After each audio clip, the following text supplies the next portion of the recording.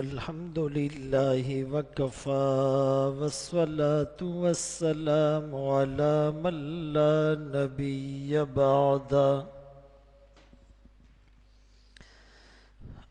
أما بعد فأعوذ بالله من الشيطان الرجيم. بسم الله الرحمن الرحيم.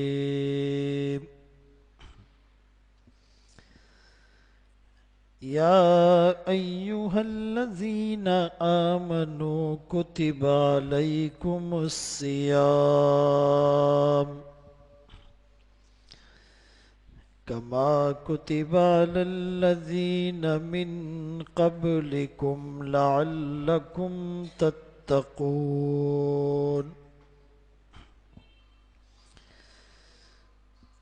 وقال النبي صلى الله عليه وسلم: من صام رمضان إيمانا واحتسابا غفر له ما تقدم من ذنبه ومن قام رمضان إيمانا واحتسابا غفر له ما تقدم من ذنبه.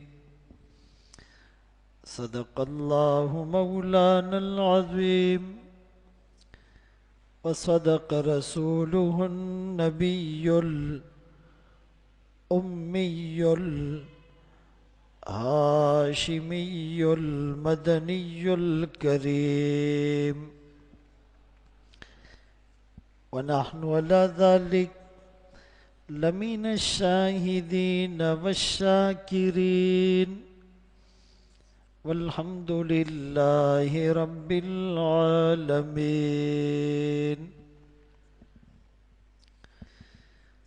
ثنا گو پتا پتا ہے خدایا دم بدم تیرا، زمین و آسماں تیرے یہ موجود و عدم تیرا. جو دنیا میں تیرا کھا کر شکوے کرے یا رب، تعجب ہے کہ اس پر بھی ہو لطف و کرم تیرا. جو تو میرا تو سب میرا، فلک میرا زمیں میری، اور اگر تو نہیں میرا تو کوئی شے نہیں میری. واجب الاحترام عزیزان گرامی، آپ کے سامنے قرآن کریم فرقان مجید کی ایک آیت کریمہ تلاوت کی اور سرکار دو عالم تاجدار مدینہ محمد مصطفیٰ احمد مجتبیٰ صلی اللہ علیہ وآلہ وسلم کی حدیث مبارکہ پیش کی. رمضان المبارک کی آمد ہے اور برکتوں والا، رحمتوں والا، سعادتوں والا، خوشیوں والا، انوارات والا، تجلیات والا، برکات والا، روحانیت والا، نورانیت والا مہینہ آ رہا ہے.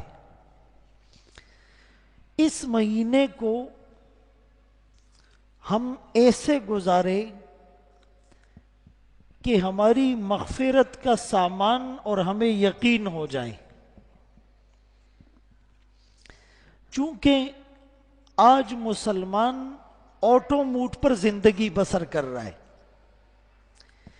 کسی بھی عمل کی روحانیت اس کے سامنے نہیں ہوتی. 50-60 سال سے نمازیں پڑھ رہے ہیں، 50-60 سال سے روزے رکھ رہے ہیں، 50-60 سال سے زکوٰۃ دے رہے ہیں، 50-60 سال سے دعائیں مانگ رہے ہیں، 50-60 سال سے حج اور عمرے کر رہے ہیں، 50-60 سال سے تبلیغ اور جہاد کر رہے ہیں، 50-60 سال سے بیانات کر رہے ہیں، 50-60 سال سے بیانات سن رہے ہیں، لیکن تبدیلی نہیں آ رہی، تقوی اندر نہیں آ رہا، آنکھوں میں حیا کا نور نہیں، کانوں میں قرآن کریم کی تلاوت کی حلاوت اور مٹھاس نہیں، زبان کے بول میں تاثیر نہیں۔ جیسے جہاز کو جب پائلٹ اڑاتا ہے تو جو ٹیک آف ٹائم ہوتا ہے، ٹیکسی یا ٹیک آف، وہ 4-5 منٹ وہ بہت کانشیس ہوتا ہے، پوری کنسنٹریشن اور توجہ کے ساتھ جہاز کو ٹیک آف کرتا ہے، تھوڑی سی بھی توجہ ڈائیورٹ ہوگی تو کریش ہو جائے گا۔ اسی طرح جب وہ لینڈنگ کرتا ہے تو پھر بھی پوری یکسوئی کے ساتھ ذرا سا بھی دھیان ادھر ادھر نہیں جاتا، اس کو پتا ہے کہ صرف میری زندگی نہیں، 500-600 مسافروں کی زندگی بھی گویا کہ میرے ہاتھ میں ہے۔ لیکن یہ جو درمیان کا ڈیوریشن ہوتا ہے 4 گھنٹے کی فلائٹ، اس میں پائلٹ جہاز کو آٹو موڈ پہ کر دیتا ہے، پھر وہ گپ شپ لگا رہے ہوتے۔ زیادہ رسکی ٹائم ٹیک آف کا 3-4 منٹ اور لینڈنگ کا 3-4 منٹ، باقی میں جہاز آٹو موڈ پہ ہوتا ہے۔ تو مسلمان کی زندگی بھی آج آٹو موڈ پر ہے، بس اذان ہوگی، وضو خانے میں جائیں گے، باتیں کرتے ہوئے وضو کریں گے، جلدی سے سنت پڑھیں گے، نماز پڑھیں گے، دعا آدھی یا پوری کر کے نکل جائیں گے، رمضان آئے گا، وہی پرانی روٹین، ساری رات جاگنا ہے، فٹ پاتھ پر تاش کے پتوں میں وقت ضائع کرنا ہے، موبائل میں، ٹی وی میں میچ کھیلیں گے، بازاروں کی زینت بن جائیں گے، اور فجر سے پہلے یا فجر کے بعد، اور جو فجر بھی ہم رمضان میں پڑھتے ہیں نا، وہ بین الیقظۃ والنوم، نیند اور بیداری کی کیفیت ہوتی ہے، جھوم جھوم کر ایسے آ رہے ہوتے، بس امام صاحب کب جلدی قرآن پڑھیں گے، اور دعا تو بہت کم لوگ مانگتے ہیں، فوراً جا کے بستر میں جانا ہے 3-4 بجے، اور بعض لوگ عصر کے وقت اٹھتے ہیں، اے سی والے کمرے سے باہر نکلتے ہیں، باہر آ کر فروٹ ووٹ خریدتے ہیں، پھر کھانا کھا لیتے ہیں، اور افطاری میں اتنا کھاتے ہیں کہ سیری تک کھٹی ڈکارے آتی ہے، اور سیری میں اتنا کھاتے ہیں کہ بس عصر تک جو ہے وہ طلب محسوس نہ ہو۔ مطلب روزے کا مقصد کیا ہے؟ بھوک کا احساس پیدا ہونا، کھانے کو کم کر دینا، نفس کی شہوت اور زور کو توڑ دینا، ملکوتی صفات اور روحانیت کے لیول کو بڑھا دینا، کچھ پیاس برداشت کرے، کچھ مشقت ہو، اللہ راضی ہو جائے، وہ کانسیپٹ نہیں ہے۔ ایسے 50 نہیں، 50,000 روزے رکھ لو، ہم وہیں کھڑے رہیں گے۔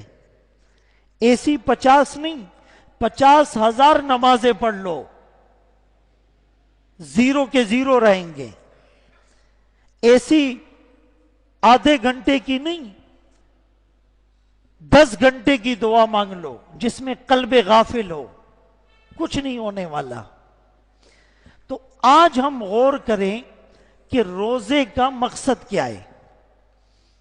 جب ہم سیرت پڑھتے ہیں نا، آقا کی سیرت، آقا کے واقعات، آقا کے حالات، آقا کے شب و روز، آقا کا بچپن، آقا کا لڑکپن، آقا کی جوانی، آقا کا دنیا سے پردہ فرما جانا، آقا کی ہجرت، آقا کی تبلیغ، آقا کی نماز، آقا کا بیان، آقا کا نکاح، آقا کا تجارت، آقا کے لوگوں سے معاملات، آقا کی دعائیں، تو ہم اس کو پڑھ کے چلے جاتے، گزر کے چلے جاتے.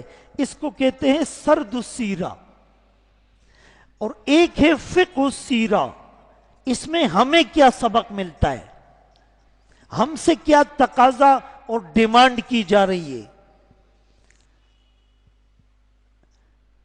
تو آج ہم سمجھنے کی کوشش کریں گے کہ روزے کا مقصد کیا ہے.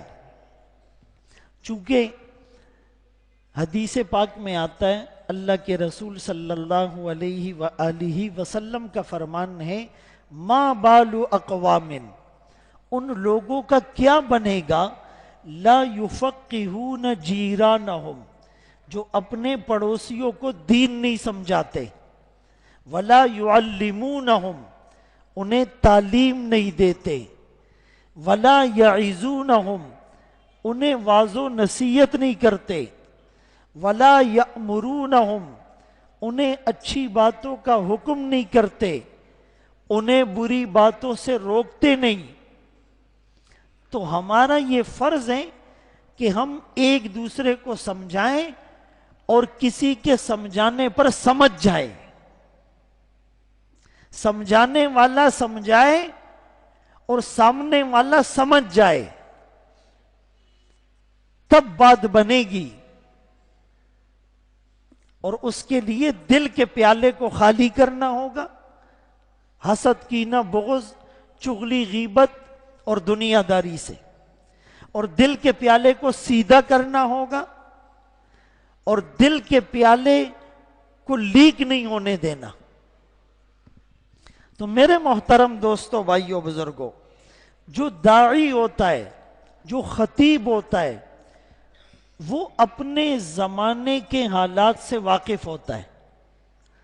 اس کو ماضی کا بھی پتہ ہونا چاہیے، ہماری ریکارڈڈ ہسٹری کیا تھی.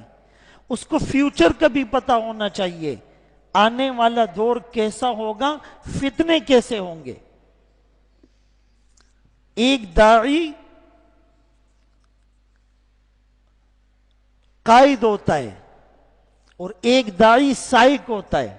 پرانے زمانے میں اونٹوں کے قافلے چلا کرتے تھے، 50-100 اونٹوں کے قافلے ہوتے تھے. تو ایک آدمی سب سے آگے ہوتا تھا اور ایک آدمی سب سے پیچھے ہوتا تھا.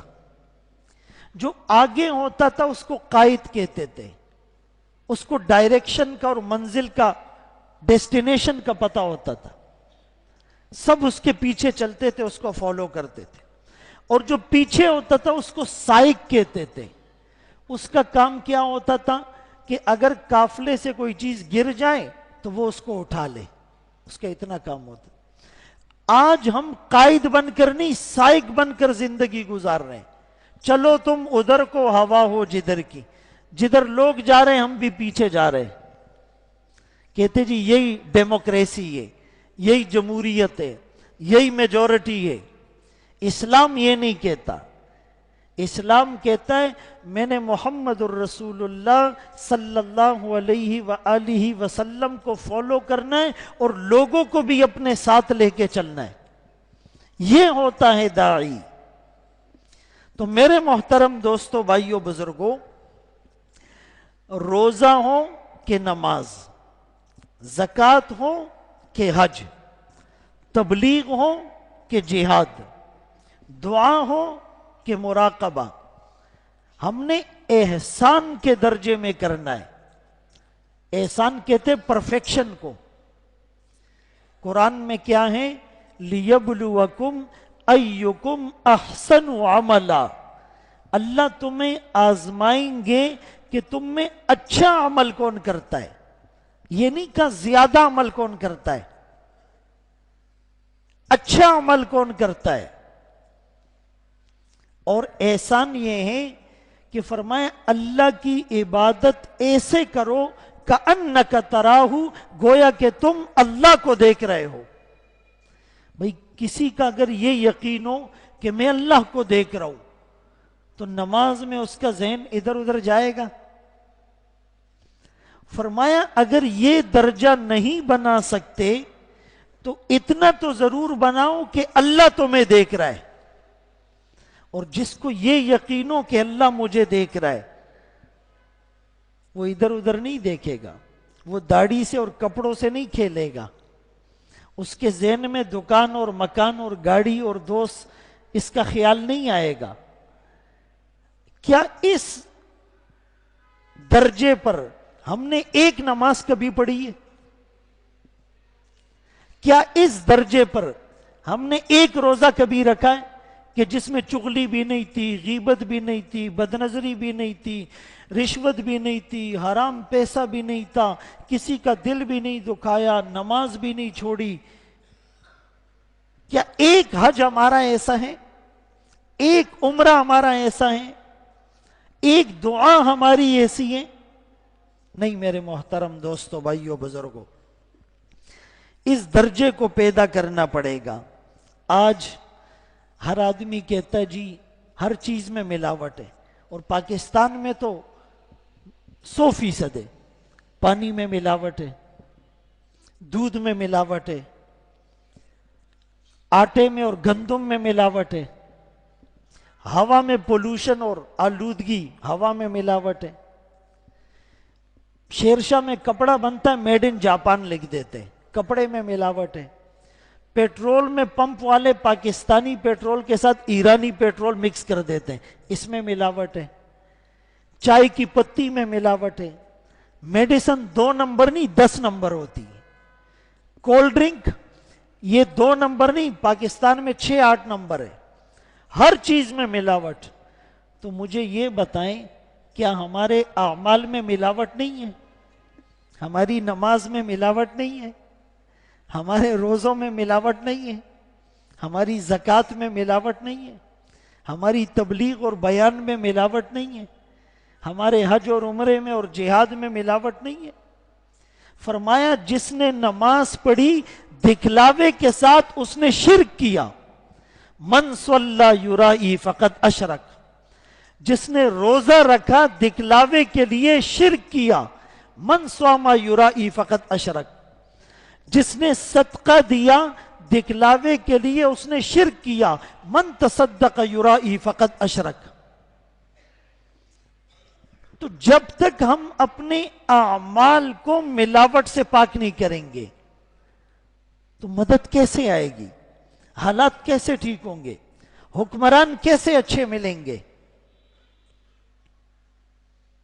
ابھی رمضان المبارک میں 2-4 دن باقی ہے، تو ہر آدمی اپنا ایمانی ٹیسٹ کر لے۔ بھائی دنیا کی جو فاسٹسٹ لیبارٹری ہوتی ہے نا، ان کے ایکوپمنٹ ہوتے، وہ کہتے جی 1 گھنٹے میں رپورٹ لے لو، آدھے گھنٹے میں رپورٹ لے لو، 2 منٹ میں رپورٹ لے لو۔ تو اپنے ایمان کا ٹیسٹ اور فوراً اس کی رپورٹ۔ میں ایک طریقہ بتاتا ہوں کہ اگر ہمیں رمضان کی آمد پر خوشی ہو رہی ہے کہ اللہ کا مہمان آ رہا ہے، برکت والا مہینہ آ رہا ہے، رحمتوں کا نزول ہوگا، نفل پر فرض کا ثواب ملے گا، فرض پر 70 فرضوں کا ثواب ملے گا، افطار کے وقت لاکھوں لوگوں کو جہنم سے آزادی ملے گی، جنت کے دروازے کھول دیے جائیں گے، جہنم کے دروازے بند ہو جائیں گے، سرکش شیاطین کو جکڑ دیا جائے گا، طاق راتیں جس میں لیلۃ القدر ہوگی وہ 1 رات 1000 مہینوں سے بہتر ہوگی، اس میں اعتکاف ہوگا۔ اگر خوشی ہو رہی ہے تو اٹ مینز کہ ایمان اچھی حالت میں، مہمان کی آمد پر خوشی ہو رہی ہے۔ اور اگر ایسا نہیں ہے بلکہ ٹینشن لگ گئی، او جی پھر روزے آ گئے، دن بڑے ہیں، گرمی زیادہ ہے، لوڈ شیڈنگ بھی ہوگی، مہنگائی بھی زیادہ ہے، یار کیسے رکھیں گے، تراویح بھی پڑھنی پڑے گی۔ اگر ٹینشن ہو رہی ہے تو یہ بہت خطرے کی بات ہے کہ اندر جو ہے گڑبڑ ہے۔ آقا تو 2 مہینے پہلے انتظار کرتے تھے، اے اللہ رجب اور شعبان میں برکت ڈال، ہمیں رمضان تک پہنچا۔ اللہم سلمنی لرمضان وسلم رمضان لی، اللہ مجھے رمضان کے لیے صحیح سالم رکھ، رمضان کو میرے لیے صحیح سالم رکھ۔ وہ تو خوش ہوتے تھے، اور رمضان گزرنے پر اکابر اور اسلاف کئی مہینوں تک رویا کرتے تھے کہ برکت والا مہینہ چلا گیا، پتہ نہیں اگلا رمضان نصیب ہو کہ نہ ہو۔ ہم تو پھر بھی خوش قسمت ہیں، ابھی بھی پتہ نہیں چلتا، کوئی آج مر جائے، کل مر جائے، 2 دن پہلے مر جائے، لیکن جس کو مل جائے ہمیں ایک موقع مل رہا ہے، ایک گولڈن چانس مل رہا ہے، ایک بونس مل رہا ہے، ایک اپرچونٹی مل رہی ہے۔ ہم تو خوش قسمت ہیں۔ جو لوگ قبروں میں ہیں وہ آج تمنا کر رہے ہوں گے ہم اس رمضان میں زندہ ہوتے تو ایک روزہ نہیں چھوڑتے، 10 قرآن ختم کرتے، ایک تراویح نہیں چھوڑتے، ہم بھی رمضان میں عمرہ کر لیتے، ہم بھی اعتکاف بیٹھ جاتے، ہم بھی عشرہ تبلیغ میں لگا لیتے، ہم بھی درس میں شریک ہو جاتے، ہم بھی لوگوں کو راشن دے دیتے۔ آج وہ تمنا کر رہے ہیں، کوئی فائدہ ہے؟ میرے محترم دوستوں، بھائیوں، بزرگوں، یہ بات سمجھ میں آ جائے تو پھر ہمارا رمضان اچھا گزرے گا۔ اور اس روزے کا جو مقصد ہے وہ کیا ہے؟ ایک مقصد یہ ہے کہ یہ جو شہوت کا زور ہے نا، نفس کو کھلا پلا کے ہم نے جو موٹا تگڑا کر دیا ہے، ہر وقت گناہ کی پلاننگ کرتا ہے، گناہ کو سوچ رہا ہوتا ہے، اس کو تھوڑا سا کمزور کرو۔ انسانی جسم میں ایک وائٹ سیل ہے، ایک ریڈ سیل ہے۔ ڈاکٹرز کہتے ہیں، میڈیکل والے، کہ جب وائٹ سیل زیادہ ہوتے ہیں تو ریزسٹنس پاور زیادہ ہوتی ہے، امیون سسٹم مضبوط ہوتا ہے، قوت مدافعت، یہ بیماریوں کا مقابلہ کرتا ہے۔ لیکن اگر وائٹ سیل کمزور ہو جائے، ریڈ سیل پاور میں آ جائے، تو پھر یہ ہر وقت بیمار رہتا ہے۔ تو ہم نے بھی اندر ملکوتی اور فرشتوں والی نورانی صفات کو غالب کرنا ہے، شیطانی صفات کو دبانا ہے، اور شیطانی صفات کو دبانے کے لیے روزے کا حکم دیا گیا۔ فرشتے کھاتے پیتے نہیں ہے، ہم بھی 13-14 گھنٹے نہیں کھائیں نہیں پیئیں گے، اور سحری اور افطاری میں بھی لمٹ میں کم کھائیں گے، تو فرشتوں کے ساتھ کچھ مناسبت ہو جائے گی، شیطان سے بچ جائیں گے۔ 2 دن پہلے مہران ہوٹل میں ایک سمپوزیم تھا، اویرنس سمپوزیم، آگاہی مباحثہ، موٹاپے کے نقصانات بتائے جا رہے تھے، سارے ڈاکٹرز تھے، تو مجھے بھی انہوں نے بلایا کہ شرعی پہلو سے آپ اس پر بات کریں۔ تو میں نے کہا موٹاپا شریعت میں پسندیدہ نہیں ہے، حدیث پاک میں آتا ہے، اللہ کے رسول صلی اللہ علیہ وسلم نے فرمایا سب سے بہتر زمانہ میرا ہے، پھر میرے بعد ایسے لوگ آئیں گے جو امانت میں خیانت کریں گے، جھوٹی گواہی دیں گے، حالانکہ ان سے گواہی طلب بھی نہیں کی جائے گی، اور پھر فرمایا وہ موٹے ہوں گے اور موٹاپے کو پسند کریں گے، موٹاپا ان میں زیادہ ہو جائے گا۔ حدیث میں ممانعت آئی ہے۔ ہم لوگ کہتے کلو اشربو، کھاؤ پیو، لیکن آگے نہیں پڑھتے ولا تسرفو، ضرورت سے زیادہ نہ کھاؤ، لکڑ ازم پتھر ازم والی بات نہیں کرو۔ حدیث پاک میں اس پر سخت وعید آئی ہے۔ اللہ کے رسول صلی اللہ علیہ وسلم فرماتے کھجور کے ساتھ کھیرا کھاؤ، کہ کھیرے کی ٹھنڈک کھجور کی گرمی کو مار دے گی۔ آپ نے فرمایا کھانے میں 3 حصے رکھو، ایک حصہ کھانے کا، ایک حصہ پینے کا، ایک حصہ سانس لینے کا۔ ہم سانس والی نالی میں بھی کھانا بھر دیتے ہیں تو پھر سستی تو آئے گی۔ منافقین کی ایک نشانی، جب وہ نماز کے لیے کھڑے ہوتے قامو کسالا، سستی کے ساتھ کھڑے ہوتے۔ آپ بتاؤ جو افطاری میں منڈ کے کھائے گا، تراویح کے لیے ہمت ہوگی؟ نہیں ہوگی۔ ہوگی بھی تو اس مسجد میں جائے گا جہاں یعلمون تعلمون ہو، پڑھنے والے کو بھی پتہ نہیں کیا پڑھ رہا ہوں، سننے والے کو بھی پتہ نہیں کیا پڑھا جا رہا ہے، جہاں 10 منٹ پہلے تراویح ختم ہوگی وہاں جائے گا، ہر 2 رکعت کے بعد بیٹھ جائے گا، پھر جب امام رکوع کرے گا پھر جائے گا۔ ایک مولانا صاحب تراویح پڑھا رہے تھے، لوگوں نے کہا آپ پہلی رکعت میں زیادہ قرآن پڑھتے ہو، دوسری رکعت میں تھوڑا پڑھتے ہو، تو لوگ کیا کرتے ہیں کہ پہلی رکعت میں بیٹھے رہتے ہیں، جیسے ہی آپ رکوع میں جاتے ہیں تو وہ شامل ہو جاتے ہیں۔ تو مولانا صاحب نے اگلی دفعہ کیا کیا، پہلی رکعت مختصر پڑھتے تھے، دوسری رکعت میں آدھا پارہ پڑھتے تھے۔ وہ ابھی کہاں بھاگ کر جاؤ گے۔ ایک عرب کنٹری میں ایک عرب قرآن سنا رہا تھا، تو اس کی طبیعت خراب ہو گئی 2-3 دن کے لیے۔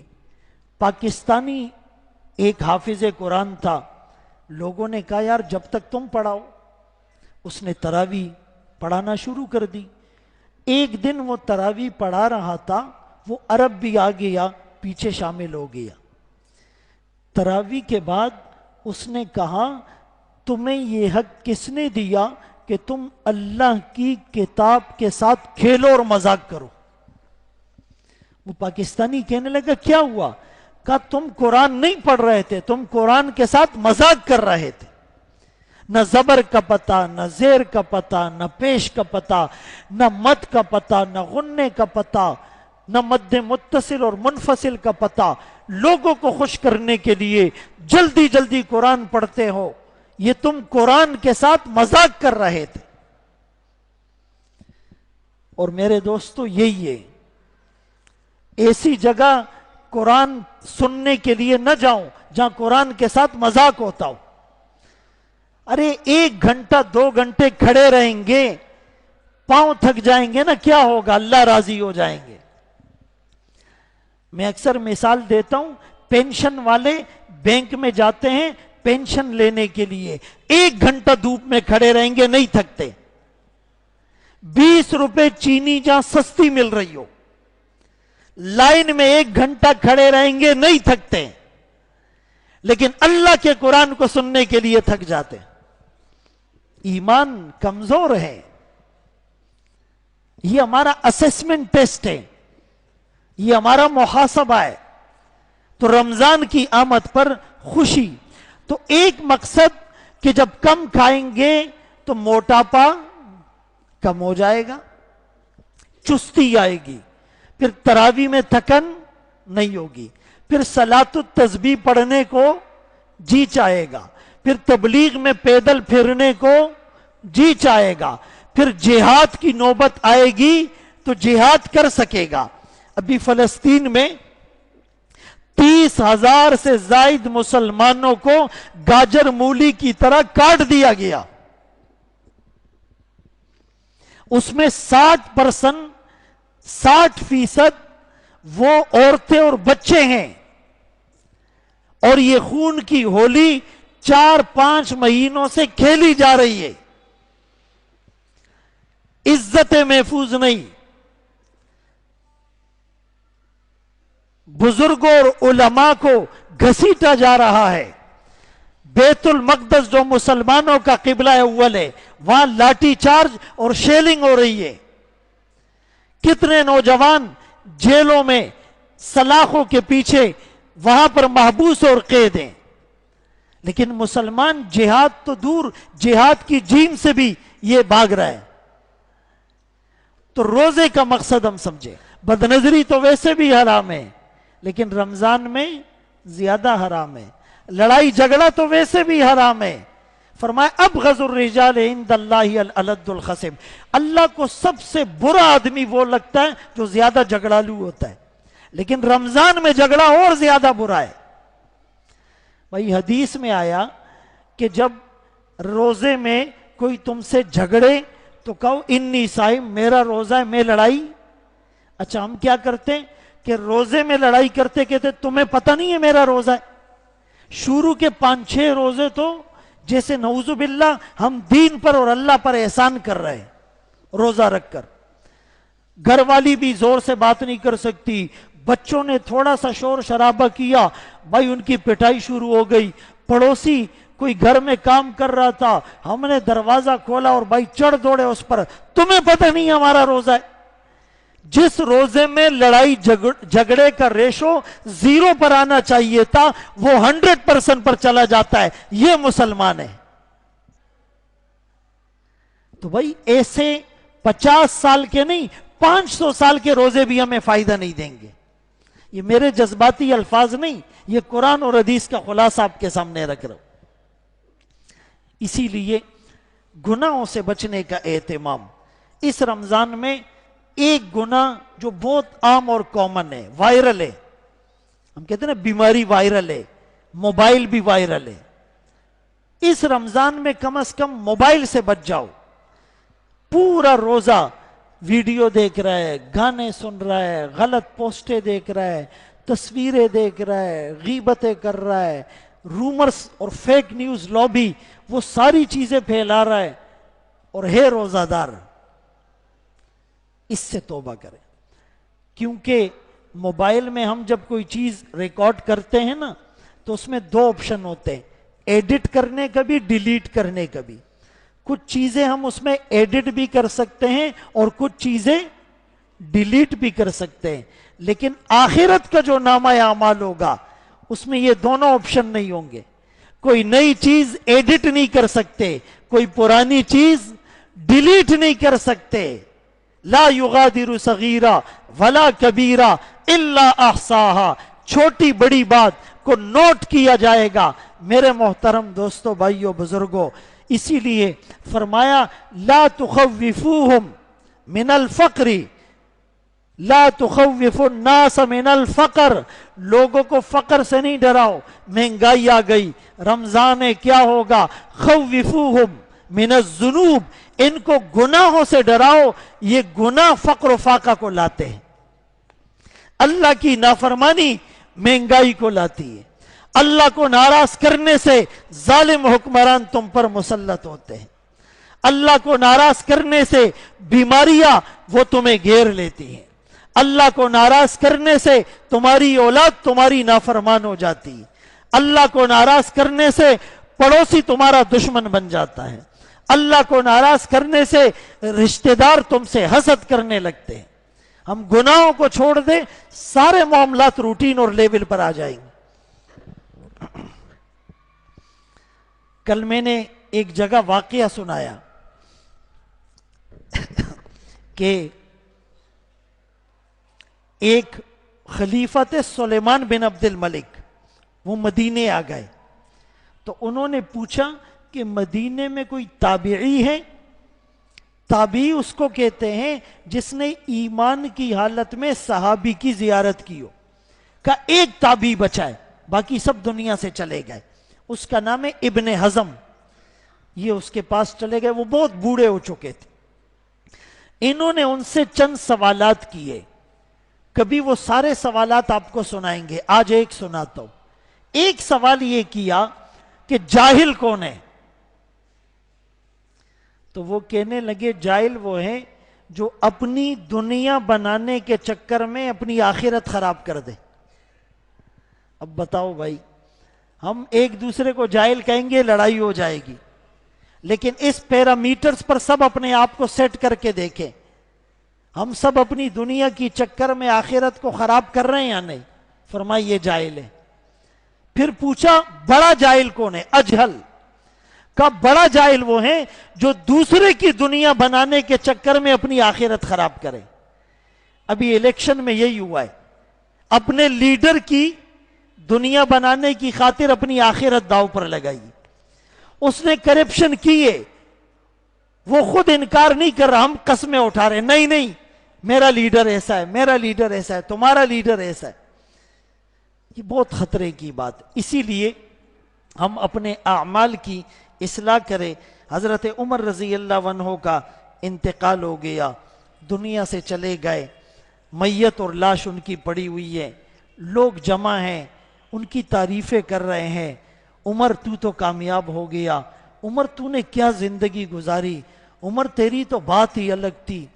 اتنے میں عبداللہ ابن عباس رضی اللہ عنہما فرماتے ہیں کہ ایک آدمی نے مجھے ڈرا دیا، وہ لوگوں کو یوں تھوڑا ہٹاتے ہوئے آیا اور میرے کندھے پر ہاتھ رکھا، میں نے ایسے دیکھا ایک آدمی ہے اور وہ حضرت عمر رضی اللہ عنہ کی میت کو دیکھ کر کہہ رہا ہے، عمر اللہ تجھ پہ رحم فرمائے، اللہ تیری مغفرت فرمائے، بہت اچھی زندگی گزار کر گیا ہے، تو نے اپنے بعد کسی ایسے شخص کو نہیں چھوڑا کہ جس کا عمل مجھے اچھا لگے، مجھے سب سے اچھا تیرا عمل لگتا تھا، میں یہی تمنا کروں گا کاش میرے اعمال بھی تیرے جیسے ہوتے۔ عبداللہ ابن عباس رضی اللہ عنہما فرماتے ہیں پتہ ہے وہ آدمی کون تھا؟ وہ حضرت علی رضی اللہ عنہ تھے۔ اور کیوں یہ کہا؟ اور پھر خود حضرت علی رضی اللہ عنہ نے کہا کہ یہ بات میں اس لیے کہہ رہا ہوں کہ میں نے اکثر بار بار so many time اللہ کے رسول صلی اللہ علیہ وسلم کو یہ سنا فرماتے ہوئے ذہبت انا و ابو بکر و عمر، خرجت انا و ابو بکر و عمر، دخلت انا و ابو بکر و عمر، انطلقت انا و ابو بکر و عمر، میں ابو بکر اور عمر داخل ہوئے، میں ابو بکر اور عمر نکل گئے، میں ابو بکر اور عمر چلنے لگے، میں ابو بکر اور عمر اس راستے سے گئے، فعلت انا و ابو بکر و عمر، میں نے ابو بکر اور عمر نے ایسا کیا، کنت ابو بکر و عمر، میں ابو بکر اور عمر ایسے تھے۔ اللہ کے رسول صلی اللہ علیہ وسلم کے ساتھ ہر وقت ساتھ رہنے والے ابو بکر و عمر تھے۔ اور حضرت علی فرمانے لگے مجھے پورا یقین ہے عمر کہ تو بھی اپنے دو ساتھیوں کے پاس پہنچ گیا۔ میرے محترم دوستو، بھائیو، بزرگوں، ایسی زندگی گزار کر دنیا سے جائے کہ موت کو آنا اچھا لگے، ہمیں جانا اچھا لگے۔ ایسی موت اللہ سے مانگو جیسے سعد بن معاذ کو آئی، انتقال ہو گیا، آقا جنازے میں چلنے کے لیے آگے آئے، یوں پنجوں کے بل، ایڑیوں کے بل چل رہے ہیں۔ کسی نے پوچھا رش نہیں، بھیڑ نہیں، ازدحام نہیں، کراؤڈ نہیں، مجمع نہیں، آپ کیوں ایسے چلتے ہیں؟ آقا فرمانے لگے سعد کے جنازے میں شرکت کے لیے آسمان سے اتنے فرشتے آئے ہیں، پاؤں رکھنے کی جگہ نہیں۔ آج اللہ کا عرش خوشی سے جھوم اٹھا ہے، اہتز لہ عرش الرحمن۔ یہاں سے جدائی تھی، وہاں تو آمد تھی، فرشتے خوشیاں منا رہے ہیں، فرشتوں کا جرمٹ آسمان سے زمین تک پروٹوکول دے رہا ہے۔ مجھے اور آپ کو بھی ایسی موت آئے، سر سجدے میں ہو اور مدینے کی زمین ہو اور زبان پہ لا الہ الا اللہ جاری ہو، جیب میں حرام کا روپیہ نہ ہو، پیٹ میں حرام کا لقمہ نہ ہو، آنکھوں میں آوارگی کا سرما نہ ہو، کانوں میں گانے کی آواز نہ ہو، زبان پر گالم گلوچ نہ ہو، بال رسول اللہ کے مطابق، داڑھی رسول اللہ کے مطابق، لباس رسول اللہ کے مطابق، نماز رسول اللہ کے مطابق۔ ایسی موت نہ مانگو جیسے بگوڑے غلام کو پکڑ کر زنجیروں میں جکڑ کر بیڑیاں پہنا کر گلے میں پٹا ڈال کر منہ کالا کر کے گھسیٹ کر لے جایا جا رہا ہو۔ میرے محترم دوستو، بھائیو، بزرگوں، اس رمضان کو بہت محنت کے ساتھ، ریاضت کے ساتھ عبادت کر کے گزارنا ہے۔ اللہ میں ان باتوں پر عمل کی توفیق نصیب فرمائے۔ وآخر دعوانا ان الحمدللہ رب العالمین۔